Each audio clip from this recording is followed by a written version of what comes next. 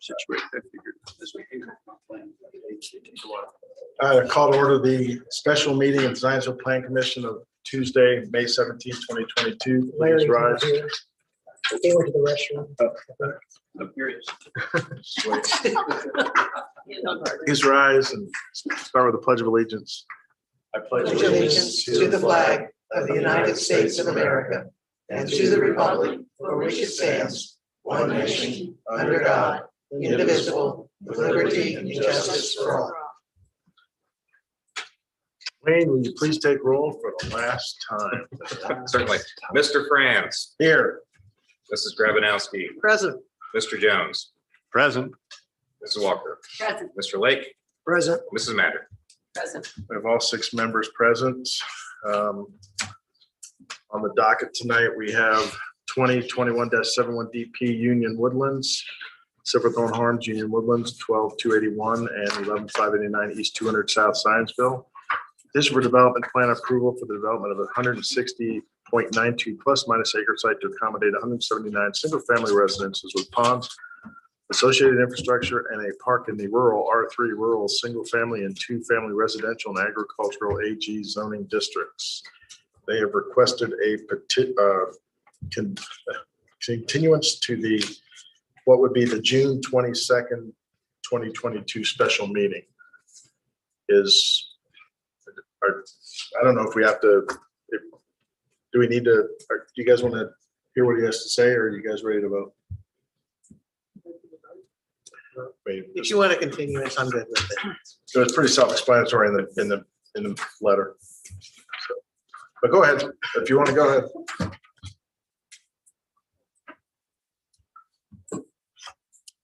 Good evening, Plan Commission members. Sean Downey, Senior Director of Engineering, Silverthorne Homes, office located at 9225 Harrison Park Court, Indianapolis, Indiana, 46216. As you have before you, we issued our written request for continuance as part of rules and procedures. I'm just here before you this evening just to make an in-person request. As you all are aware, you asked that we go back and talk to Trico with the quick turnaround on plans and materials needing to be back in staff's hands. We weren't able to have everything in place, so we're just asking for a continuance to the June meeting. So, all right, thank you. Any discussion on this? Is there a motion to continue this to the June 22nd, 2022 special meeting? So moved. Is there a second? Second. Second. Any further discussion? All in favor signify by aye. Aye. Opposed by nay. Motion carries. We'll see you next month. Thank you, Thank you. Mr. Franz. If I may, just to reiterate to the petitioner, you did state it a couple times. The meeting next month will be on Wednesday. It'll be on Wednesday, June 22nd, not Tuesday, the 21st. You requested the 21st. Yep. Thank you. All right, thank you.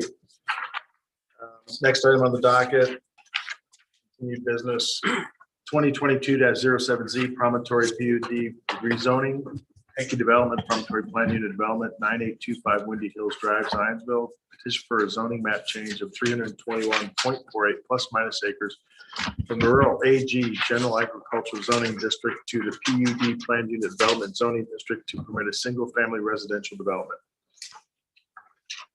Please proceed. Thank you, Mr. President, members of the Plan Commission.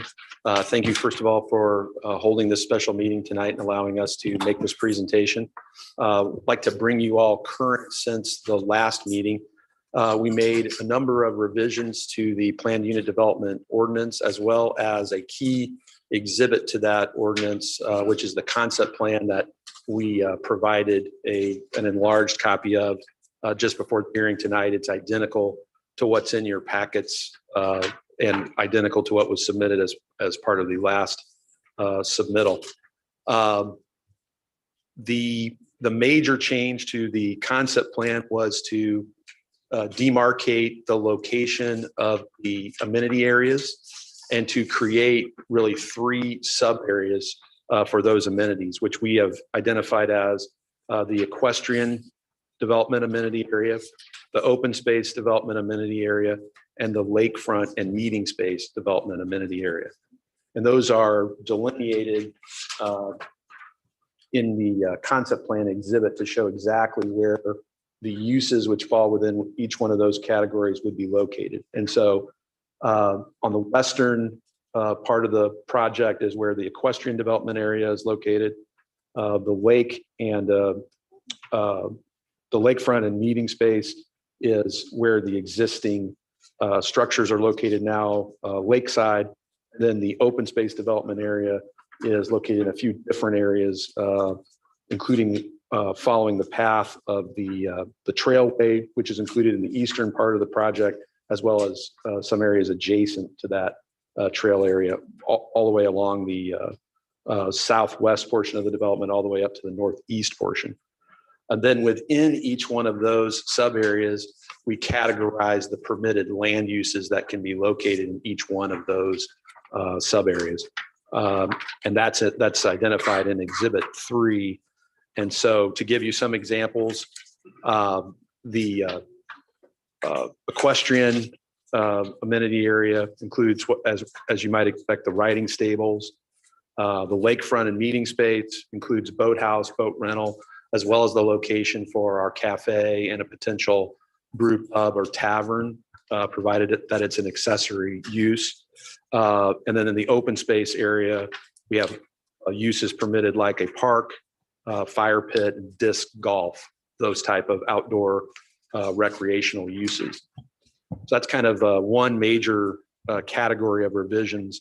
The other major category you may recall is that we had a number of outstanding engineering comments where I think it's fair to say that the engineering staff wanted more specificity with regard to a number of standards. And so what we've done is work very closely with staff. We had an in-person meeting with the engineering team and Mr. Kilmer from planning. And we added definitive specifications with regard to such matters as stormwater control that will meet or exceed the standards set forth in Zionsville Stormwater Control Ordinance. We set out specific criteria and specifications for the use of wells and on-site sewer systems. Then we also set forth definitive timing for perimeter pathway installation around the project, and laid those out in accordance with the standards that the town prescribed for us. You may have noticed in the staff report that there is a comment letter dated May 12, and it identifies really two things, one of which is that we need a correction to our Exhibit 8. Exhibit 8 is a picture of our street scape pro forma.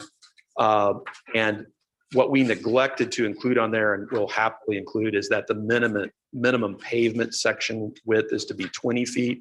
That's the minimum. We anticipate being wider than that, but they asked that we add that label to Exhibit 8, which is that's frankly my mistake. It was in the comment letter from George Lewis. When I was going back through incorporating his comments, I just didn't pick that up. So we don't have any problem making that revision. The other items that are listed are the reviewer notes that they are items for later stages of the project's development. And it really, I think, is a wise kind of memorialization for everyone's sake of the specific standards and specifications that we've incorporated into the PUD. And so what I envision this being really is a checklist that when we go through, should this be approved, if we go through development plan approval, this would serve as kind of that initial checklist in reviewing our plans. And we certainly agree with and think that's an excellent summary in the comment letter.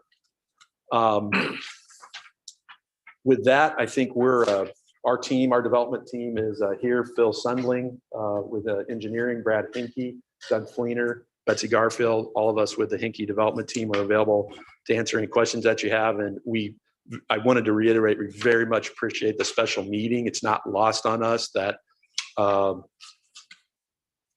few jurisdictions would schedule the number of special meetings you are scheduling, and it's a great courtesy to the petitioners, and we appreciate it very much.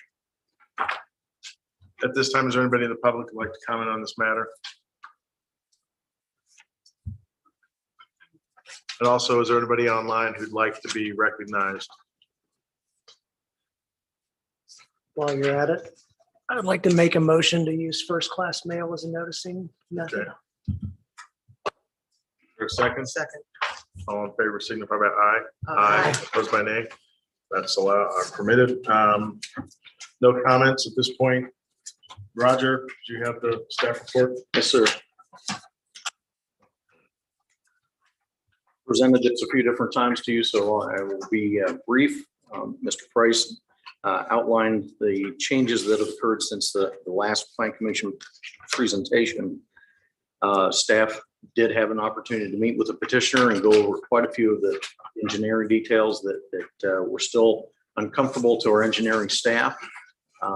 I've confirmed with George Lewis, the town's engineer, that the remaining items, as Mr. Price noted, are more of a checklist item. These items can be addressed at both the plating or development plan stages. So we don't believe that those are factors that would really play into tonight's discussion. Staff has appreciated the responsiveness of the petitioner and the willingness to work with us.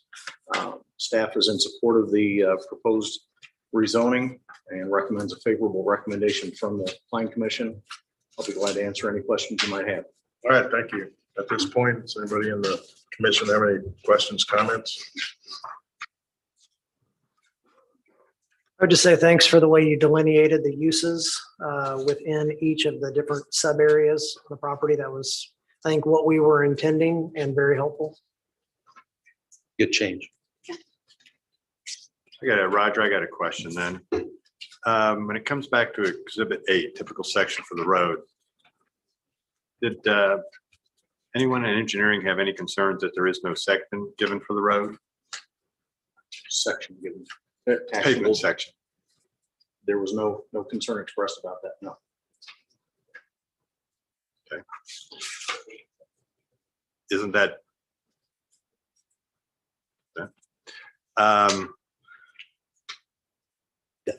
Wouldn't that be part of the drawings for the development plan? That's what, I guess where my concerns start to bubble up is things like section 13.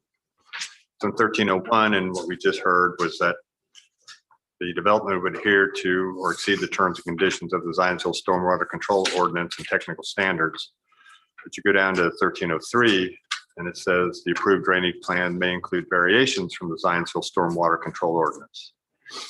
So which is, are they going to adhere or are they going to vary it? May I attempt to answer that, Mr. Jones? Sure. That you've actually hit on a sentence that was a matter of great discussion when we met with staff, and Mr. Kilmer was there, I think, for part of this discussion. Is that what we were advised is that the ordinance itself gives the planning staff by delegation the ability to provide waivers from that stormwater control ordinance, and so they felt like as long as we agreed to meet or exceed, that it was also appropriate to provide that we could seek waivers consistent with meeting or exceeding the terms of the ordinance, as they've done in other. Wait a minute, are you exceeding or are you asking for waivers? Well, You usually don't ask for a waiver to exceed. No, I think that's the distinction, and this is the very discussion we had, is the waiver doesn't mean a lesser standard. It means a different way of achieving the same standard. And so the example we discussed is like with the Creekside Park, is that it has departures from the standard provisions of the stormwater control ordinance, but not a lesser requirement. And Larry, Mr. Jones, just for a different way to look at this, is that the stormwater ordinance actually, chapter 50 actually prohibits landscaping and drainage easements. And recently we had a project that wanted to put plantings in a landscape easement to enhance the overall project, hence asking for a waiver of the standard. So at times the standard, as Mr. Price is getting at, is the overall outcome is enhanced because of the waiver. The second, to me, is kind of the entire section 12. Basically, you're excluding any efforts but any kind of connecting paths around the perimeter of this development. So we're not really in the development of this piece. I understand we, from time to time, allow developments not to put in the path if there's no path that they're going to connect to. But this is a 300 some odd acre unit that's going to basically foster additional development in an area, but it's not providing any connectivity to anybody. So you're adding a lot of density in the area in terms of number of housing, but you're not giving your residents nor anybody visiting some other alternative other than a car to get there. And you're certainly not making any attempts to connect it to anything else. And then I'm just kind of questioning the entire kind of path detail. We talk about the equestrian development amenity area, which sounds like there's going to be horses and all that kind of stuff in there. But you kind of exclude both sidewalk, you force all activity into the roads. There's no sidewalks. There's no way that your paths from your open space development area connect to the equestrian development area, which to me seems, I don't understand the reluctance to actually both connect the neighborhood to anything else going around in the area, as well as internally connect yourself. 1206 though states that if the adjoining properties end up having trails that connect to their property, they will at their cost run a trail along 421 connecting said adjacent properties. I understand what it says, but I don't Isn't agree that- with it. That's my point. Okay, so you think it should be in day one? Correct. Even if it something doesn't this connect to large. the- Because when it comes to traffic along 200 north and 1000 east, how many lots do you have out there? What's the count? A maximum of 80. 80. Now there's probably going to be 40 or 50 homes, the way I'm seeing this thing's going to sell out, but still it's a lot of activity in that area, not a lot of connectivity, anything else. And then I get a little concerned as to just how the gating of this is going to go. Is it gated between the development area, the equestrian development area, or the lake and equestrian area, or entirely off of 421? And I really am going to demand more detail before I go forward with anything on this, because I'm living around the corner from the backside of Holiday Farms. And while they did a great job on the front gate, that access point off of Willow is, I don't know what a proper term for it is, but I'm sure the adjoining neighbors don't really like seeing that landing lights off that gate. I don't know if anybody else will see it. I drive by it every night, and I would have expected more. So I expect to see more than this.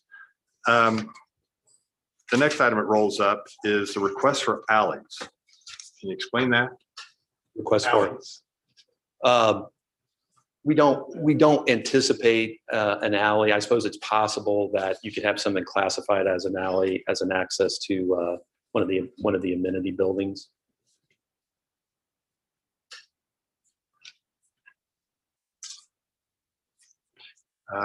Next step on thing is actually the development of the paths. So my understanding is you can use golf carts on every street, path, whatever. But it sounds like the paths are only going to be 5 feet wide. Golf cart I own is 4 feet wide at a minimum. How's this going to work for people moving around in the neighborhood or trying to use these paths? And it also sounds like they aren't going to be really paved with anything. They'll either be limestone or mulch, which I don't know exactly what a mulch path is, but that's all right. How's this going to work? I mean, seriously, well, I just see far too many wide open requests, and I don't see the kind of detail and the standards of, and I don't think we're going to get another bite at it. So what's going on? Let's, there's several questions there. We'd like to obviously address each one. With regard to the just internal pedestrian connectivities as a separate issue from the perimeter pathways, our vision for the project is that it have a more rural streetscape, not have a traditional urban sidewalk component there will be a grass area along the side of the streets for folks to walk. It's not a highly dense development, and the street curvature is designed so that speeds within the development should be low. And so it's anticipated that folks could walk along the side of the street. If a car did happen along, there's an edge of the road that's grassy for folks to walk. They're also able to use golf carts to go to each of the amenity areas internally. It is not a cost item. It's more of an aesthetic item for us. And that's kind of why we've chosen to do that. The perimeter pathway proposal was something that we worked on together with staff. There was debate on that topic. We borrowed the language from other projects with substantial street frontage, allowing them to build a path when it connected to something. And this is in an area where, at least for the foreseeable future, we don't anticipate there being adjoining pathways. But when it's triggered under the ordinance, we would have that, and we would have it funded. We were also asked to make the internal trail open to the public at such time that we had an obligation to build the perimeter path on County Road 1000. We added that language as well at the staff's request. As far as you want to talk about the gate and the entryway? Brad Hankey Development, 781 Old Ashbury. I was just going to say that's a great point on the gate, Larry. We just put that up temporarily because we've ordered gates just like the main entry. So we agree that doesn't look great right now, but we put it up temporarily until the gate gets there. We've also met with the neighbors on the other side of the street too, and we're going to be adding plantings in their yard to help screen any lights too if there are coming out there. So I appreciate that. Okay. And the reason all this kind of ties around goes into Exhibit 7, item number 20. The town is petitioned to take over the private streets and/or alleys within the real estate. The street or alley must be improved to the current governing town standards as determined by the town's engineer prior to acceptance at the sole expense of the petitioner, unless otherwise waived by majority passage of the Zionsville Town Council. To me, what this says, if these roads that I can't seem to find any standards for what you're going to build fall apart, we've got 40 multi-million-dollar homes out there, and they choose to sue the town of Zionsville because we allowed this thing to be done. The town council is going to be put in the position of, well, do we accept it or do we fight the lawsuit? And I don't like, and I've said this over and over again, this means and methods where we kind of pass down the line the ultimate responsibility for something. What's this all about? That's actually language that is prescribed to protect the town, that puts the impetus on the petitioner to bring the streets to current town standards before they can be dedicated. And so that language is actually protective of the town. We do in Exhibit 7, item 1, we do indicate that the internal streets will comply with local street standards as far as construction of the streets.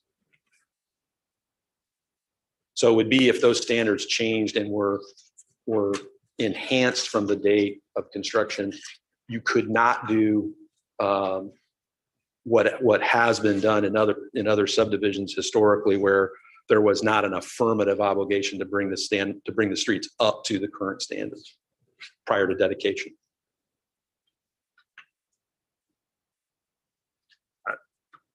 It's my core concern with, I understand the nature of what you're trying to create. You know, you've got this vision of neighborhoods that are 60, 80, 100 years old, where this estate scale homes are built on these kind of non-traditional roads. The difference is we are selling this in today's market, not a market that existed 60 or 80 years ago. And so once you buy something that's 60 or 80 years ago, you assume all the historical issues with it. My concern is this revision of standards for development to allow this is going to create more problems than anybody's actually foreseen. And that's the same thing I keep battling at all the time. As I'm looking through it, it's just a little too wide open and there's a little too much language that kind of releases liability or allows the developer to do whatever they want.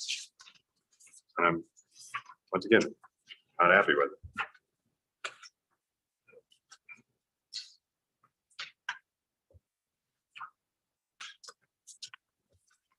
I mean, right down to the lakefront meeting space development amenity. We don't really know how much land that's going to entail. And it sounds like you can add buildings and structures to it. And as long as you figure out a way to size the fire protection system large enough to draw out of that lake. And it says in here that the developer has the right to kind of change the size of those parcels.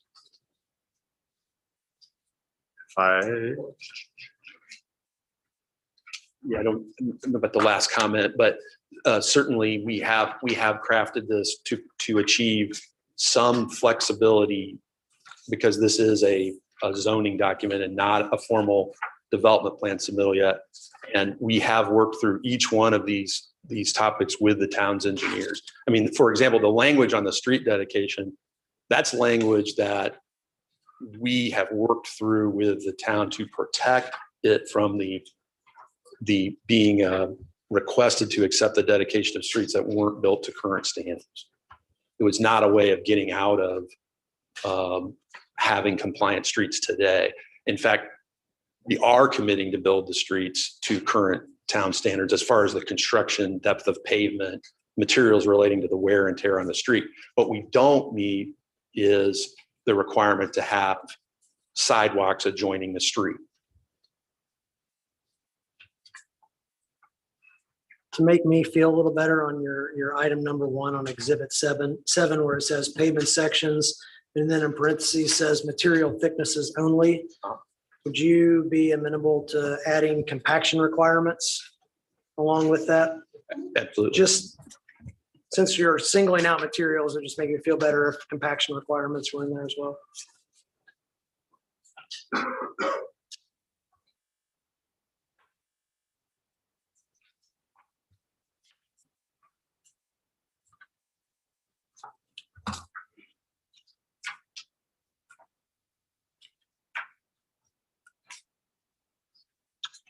And then the last one is we've kind of rewritten the Right to Farm Act. Now we did a little check and I guess you actually have the correct Indiana code on it. Roger, we need to update our Indiana code because it's listed in there. The language is different. And that's a document we've been using for a number of years.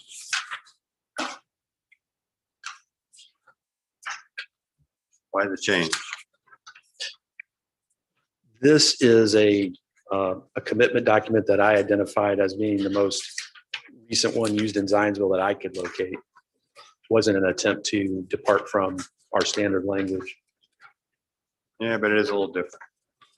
Well, maybe our council can clarify, but when I looked up the ordinance as numbered that we call out, it says it's been repealed.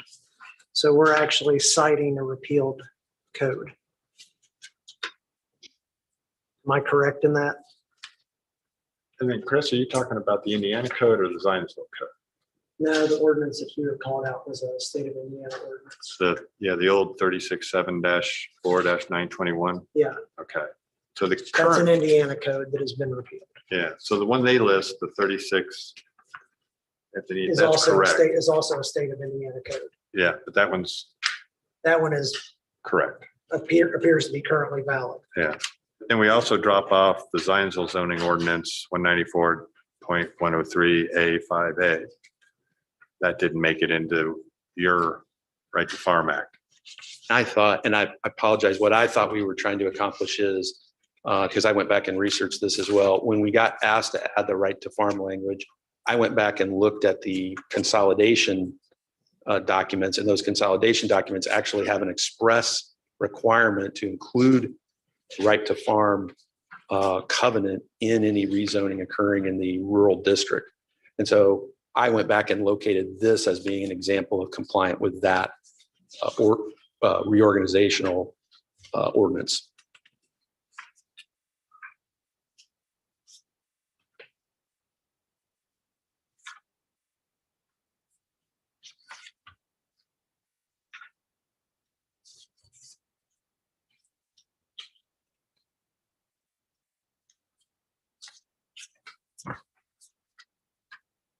I would be, I think we are in total agreement. We had there was one individual who lived actually a little bit further south of our development who I think actually raised this topic with us. And we would certainly agree to work with council on town approved language on right to farm. It's not an attempt to sidestep that requirement at all or depart from it in any way.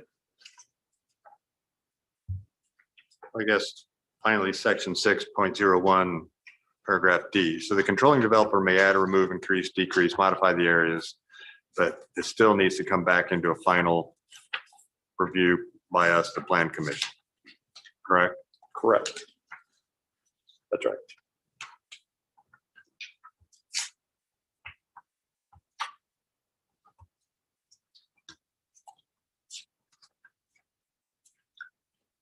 That's right. Each section will be subject to plating and development plan review. And then the last thing, you're not also going to comply with Michigan Road overlay corridor ordinance. So we stop there. We stop at 32 with it. I don't know where it extends up to. And do we know, Wayne, how far does it extend up? Our Michigan border goes all the way to the town line. So 200 north.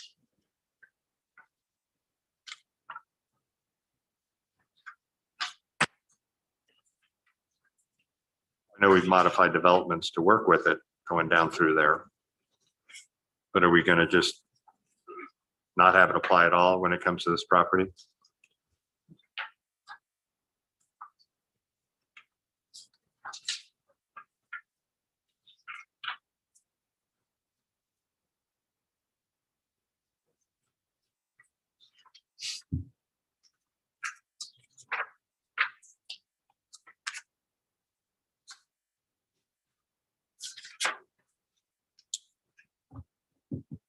One of the ways we've tried to address that is we've delineated what uses can be adjacent to Michigan Road. We've delineated when the perimeter pathways would be required. I suppose we have not set forth the exact landscaping treatments, but it would be subject to further development plan review at that time. And so, we have, I think, knitted together a platform that allows you to determine whether it's consistent with the surrounding properties, for example, without subjecting us to the strict application of the overlay zone. And further south, it isn't novel language in the sense that it's never been done this way. The farm PUD, for example, is actually removed from the overlay zone, and they put in similar safeguards to what we've done.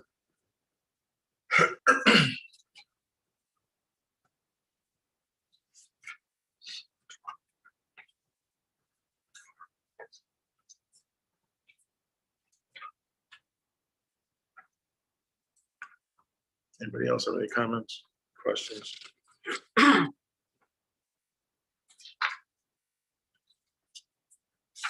Well, when I drive by, I want to look at the horses. I don't want to look at bushes. I mean, I understand the landscaping that we have to do in a commercial area, but this is, this a pretty farm fence, horses, a barn. Yeah, it's nice. Anybody else? There is nothing else. Is there a motion on this matter? So I would move that docket number 2022-07-Z, a petition for zone map change to rezone approximately 321.48 plus or minus acres from the rural general agricultural AG district to the planned unit development PUD zoning district, receive a favorable recommendation as presented and based upon the findings of fact in the staff report, following up on comments as noted by staff in their TAC comment letter, with a change in Exhibit 7, item number 1, that behind the phrase material thicknesses, that the words compaction requirements be added in there, and with the council, with Mr. Price working with our council to clarify the proper right to farm language. Is there a second? Second. All right, we have a second. Any further discussions? All in favor signify by aye. Aye. Opposed by nay. Nay. Motion carries 5-1. We'll forward that to the town council. Thank you, Mr. President. Thank you. Next on the docket is 2022-03 DP. Kitty Academy, Woodmont Company Kitty Academy at Holiday Farms, 3650 Marketplace Drive, Zionsville. Petition for development plan approval of a child care facility with 2 waivers on a 1.228 plus minus acre parcel within the planned unit development zoning district, Holiday Farms PUD. Is petitioner present? Please step forward.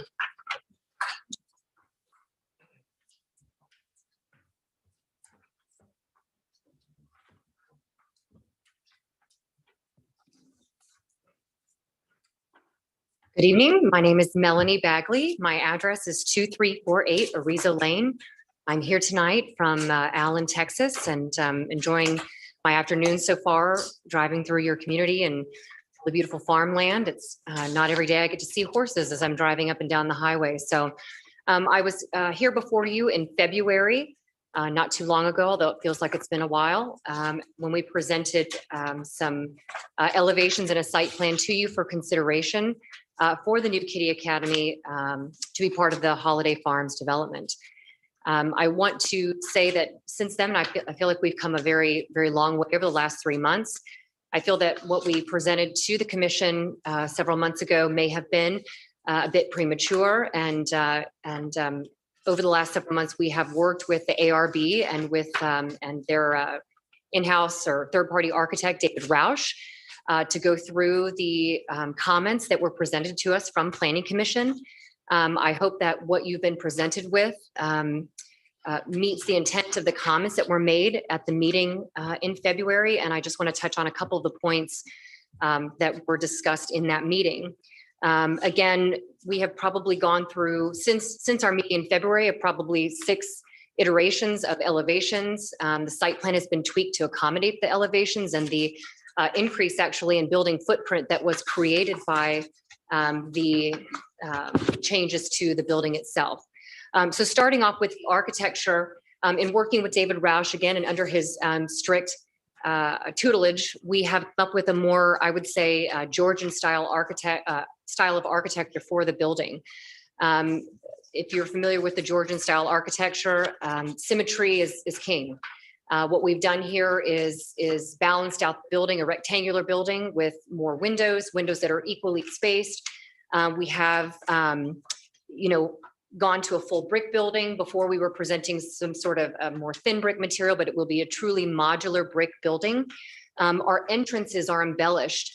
Again, in the Georgian style of architecture, you have those more prominent entryway features. You have, again, the repetition in the entry points and in the windows, and which I think you will see here. We've also added the transoms. Again, those are symmetrical and repeated throughout the design of the building itself. With regard to the site enhancements, there were conversations at the February meeting related to questions on the materiality of the fence and that will front along the east side of the building and wrap for the playground areas. I am happy to report that the materials that will be used will be very high quality. We will have an iron fence. We will have full masonry columns that separate or at intervals along that fence. with a cast stone cap. And the turn down curb that fronts, this was something that came up during the meeting last time, will also be clad in masonry to match the building. With regard to landscaping, landscaping has been increased to exceed the PUD minimum standards. Additionally, at the request of the ARB and Hankey's suggestion, we've added some additional evergreens on the west property line to create some additional screening between the Kitty Academy development and the future residences there. Lastly, I want to address the circulation topic that did come up again during the meeting last time. I know there were some concerns there. Again, I want to be clear that this is Kitty Academy is not a drop-off. It's not a drop-off situation. We heard the term drop-off. When kids are dropped off, there was concerns about queuing, concerns about stacking. But again, I want to be clear, this is not a concentrated school zone type situation where the doors open at 7:30 and bell rings at 7:50. Our hours are 6:30 a.m. in the morning to 6:30 p.m. in the evening. As you all know, as people that work, parents start dropping off children as early as 6:30, and it is a staggered drop off. And I just use drop off. Let me take that back. Parents will park and walk their children to their respective classrooms. There will be no concierge type, valet type service where staff comes out and greets the car and takes the child in. That will not occur. The parent will park, the parent will take the child into the facility and then will depart the property. Again, this is something that some daycare or childcare facilities do offer, but in this case, because of the way the site is configured, it was not conducive to be able to offer that option. So I just want to be clear, it is our intent that there would be no queuing and therefore no stacking up onto the adjacent roadway. Finally, I just want to reiterate, how much we have worked with the ARB. What we heard from Planning Commission last time in February and heard loud and clear was that this building will be one of the first buildings in Holiday Farms. Having driven by the property itself today, I get the vision. I understand that it will be a prominent building along the roadway. And I feel that we have made strides and efforts to meet and exceed, I hope, the feelings of the Plan Commission and the intent of the ordinance. And that is my presentation. I'll be available for any questions you may have. Thank you so much. All right, thank you. At this point, is there anybody in the public who'd like to comment on this matter? Anybody online? All right. Roger? Thank you. Staff report, please. Thank you. As the petitioner mentioned, this project was initially presented to the Planning Commission back in February, and there was significant discussion regarding the architecture of the building and also the vehicular connectivity between this site and the site immediately to the south. Like to address the changes that or the information that has changed since that initial presentation, specifically regarding the architectural aspects of the building. The building facades have been revised, as the petitioner noted, to give more of a what I'm terming somewhat of a more residential feel to the streetscape rather than the institutional or more commercial appearance of what the original design presented. A lot of this is not only from the facades, but also the roof treatment. Previously, the building had a flat roof with parapet and horizontal banding. The building now utilizes the appearance of a hip roof to screen any roof-mounted mechanical equipment. And on the east elevation, which faces Marketplace Drive, roof dormers have been incorporated into the hip roof. Regarding the questions about vehicular connectivity to the site, to the parcel to the south, the petitioner did provide a drawing of their site and the one to the south. You would find that as Exhibit 4 to the staff report. It does show vehicular connectivity circling all the way around back to Marketplace Drive on the south. The challenge for the petitioner is that they don't own that lot to the south, and how that will be developed and when it will be developed. but they are at least presenting conceptually how this traffic connectivity would work. Those are the biggest changes that staff wanted to focus on. Staff is in support of this development plan request, and I'll be glad to answer any questions you might have. All right, thank you, Roger. At this point, I'll open up to members of the Plan Commission for comment, question.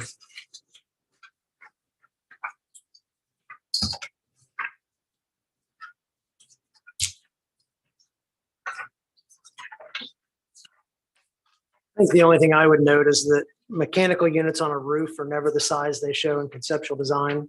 So we'd want an assurance that your roof ridge height, as you call out on your drawings, is modified as needed to exceed the height of any and all mechanical units on the roof. Can accept that condition. Thank you. Unfortunately, they always grow.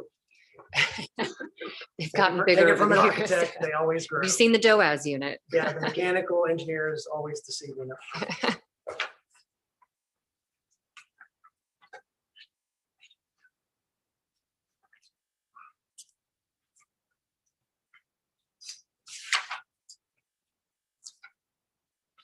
You probably won't be able to answer this, so you might be able to. The Frederick Place and Marketplace Drive intersection, is that just going to be right-of-way stop? Or is that going to be four-way stop? I mean, what's the traffic control on that one going to be? Bill Sunling, Hagen Development, that'll be a four-way stop. Okay.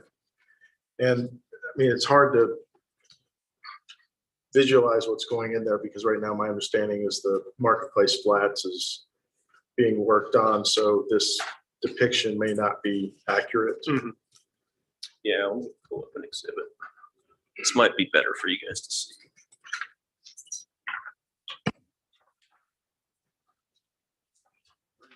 Are you referring specifically to the connectivity to the south? Is that what you're? Yeah, I mean, yes, that and the traffic flow behind.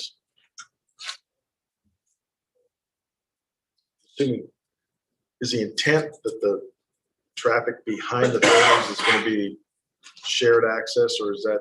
Yes, yes, exactly right.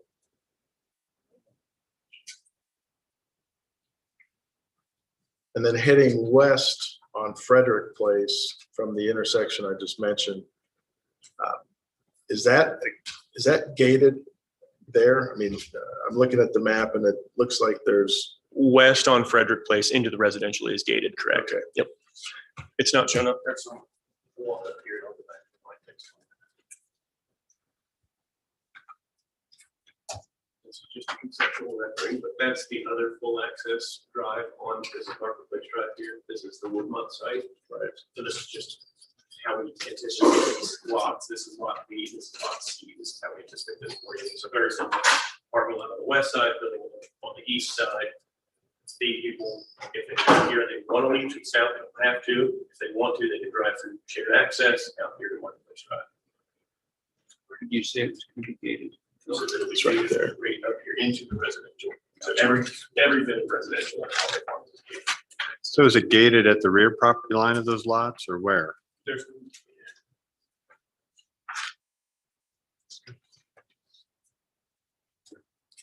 This is the entrance to the residential only. There's no entrances into any of the residential from the commercial other than there.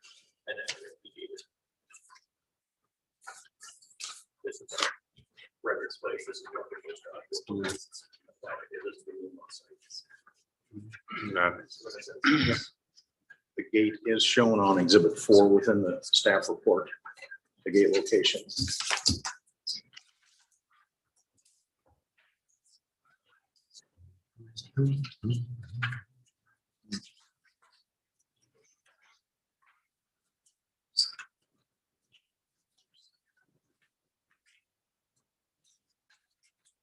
Anybody else have any questions, comments? Like I said, still a general concern that the rear of the building is sitting hard on the trail portion.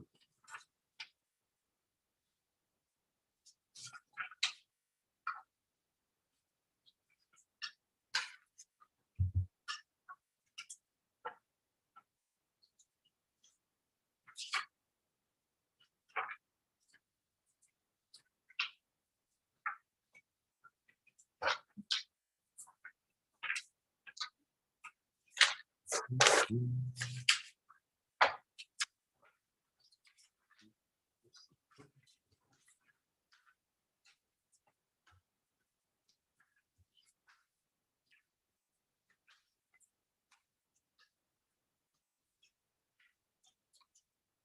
else?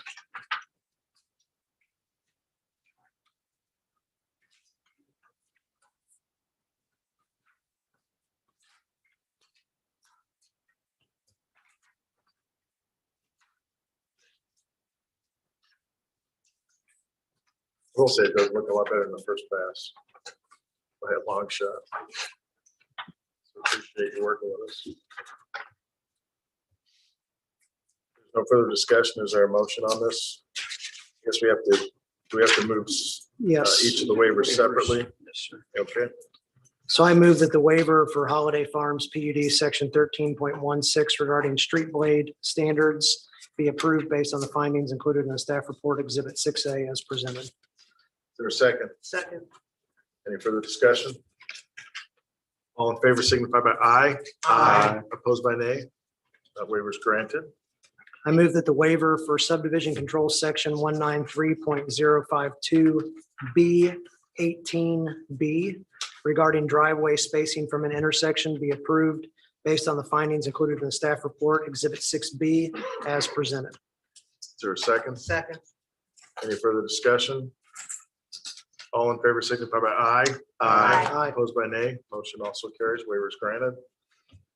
I move that petition number 2022-03-DP Development Plan Petition for the development of a 10,600 plus or minus square foot childcare facility with waivers on a 1.228 plus or minus acre parcel in the Rural Planned Unit Development District for Holiday Farms be approved as presented with conditions as noted in the staff report and Exhibit 5 and based upon the findings of fact and with the acknowledgement from the petitioner that the roof ridge height on the building will exceed any and all mechanical units on the roof. Is there a second? Second. Any further discussion?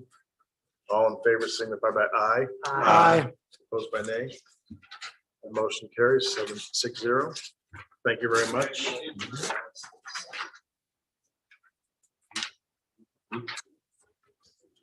Next on the docket is 2022-05 DP Seek, I'm not sure, Seek parking area, Seek LLC parking area, 151 Express Lane, Zionsville. Petition for development plan approval of the parking area on a 1.06 plus minus acre site in the urban B2 general business zoning district. Please proceed. Nicholas Garn, 3607 Mossy Rock Drive, Zionsville, Indiana. And one of the founding members of SEEK. My understanding, the only thing holding up the project in the past meeting last time was town's approval on the use of shared easement. And to the best of my understanding, I think that has come to an understanding. And if there's any questions, I know Roger, but from a technical perspective, I know we've got the engineer available via Zoom. So I know we're prepared to do whatever the town needs to meet those requirements. If there's any questions I can answer, please don't hesitate. Sorry, I don't have more polished people here for you guys, but That's fine. Thank you. Is anybody from the public like to comment on this matter? That's Roger, got the staff report. Thank you. Reflecting back on the previous presentations and conversations the Plan Commission has had, there have really been two main items that have resulted in the petition coming back before you. The first being the adjacent owner's consent. Those adjacent owners, two of which are the town. One is Seek itself. In the past,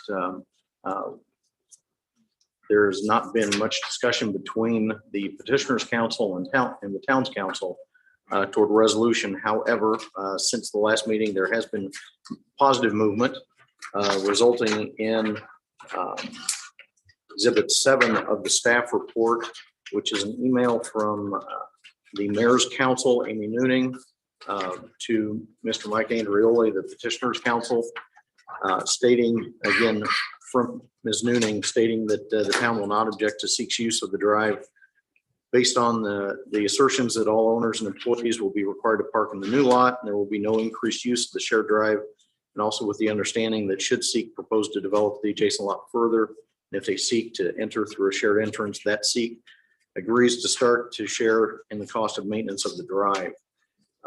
While this is not specifically consent from the town, it is staff's understanding that the other parties of the town were somewhat waiting to see how this played out. And now that there is apparent consent from the mayor's office, we believe that the consents from the RDC and also the Town Hall Building Corp, those will be able to be secured at an upcoming RDC meeting. I believe this topic is even going to be discussed, and that RDC meeting, I believe, is scheduled to be heard next Monday.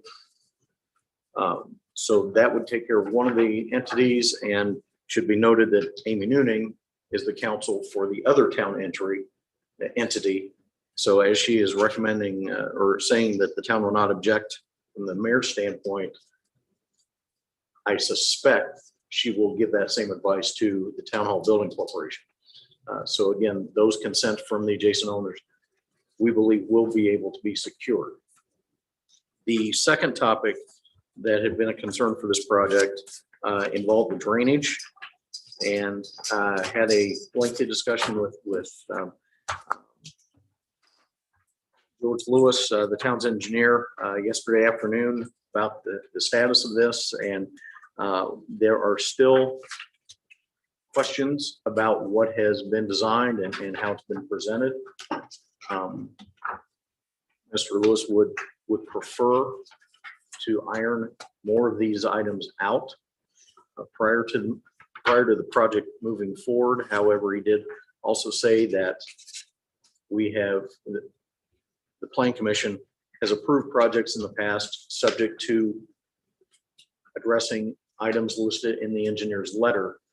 And Mr. Lewis feels like we could probably address those in that manner as well. So this project has moved forward. Could we be closer to resolution on some items? Maybe yes. But are those items worthwhile of continuing another month? That is up to you to decide.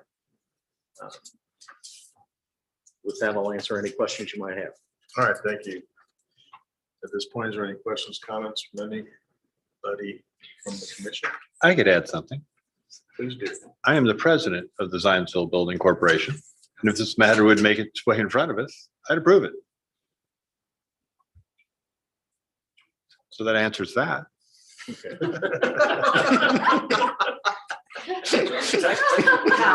Technically, you're 1 out of 3, right? Correct. I'm sure I could convince the other two. Yeah. So what else do we need? If you wanted to proceed, you could certainly make anything